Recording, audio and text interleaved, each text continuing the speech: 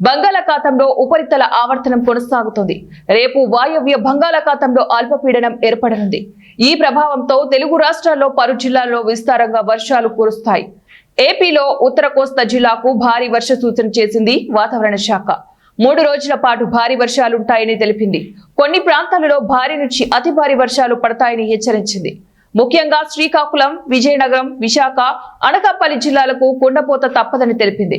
మరోవైపు ఆవర్తన ప్రభావంతో దక్షిణ కోస్తా, రాయలసీమలో తేలికపాటి వర్షాలుంటాయని తెలిపింది. ఇక తెలంగాణకు 2 రోజుల పాటు భారీ వర్ష సూచన చేసింది వాతావరణ శాఖ. ఇవాళ రేపు పలుచోట్ల భారీ వర్షాలు కురిసే అవకాశం కూడా ఉందని అంచనా వేస్తోంది. హైదరాబాద్, ఉమ్మడి ఆదిలాబాద్, ఉమ్మడి వరంగల్ జిల్లాలకు కుండపోత తప్పదని హెచ్చరించింది. వాయవ్య బంగాళాఖాతంలో ఒడిశా, పశ్చిమ బెంగాల్ తీరాలపై కొనసాగుతున్న ఉపరితల ఆవర్తనం బలపడుతుందని వాతావరణ శాఖ తెలిపింది. దీని ప్రభావంతో బుధవారం అల్పపీడనం ఏర్పడే అవకాశం ఉందని వెల్లడించింది. ఉపరితల ఆవర్తనంతో ఉత్తరాంధ్రలోని పలు జిల్లాల్లో ఇప్పటికే పలుచోట్ల భారీ వర్షాలు పడుతూ ఉండగా మరో 3 రోజులు అవి కొనసాగుతాయని పేర్కొంది.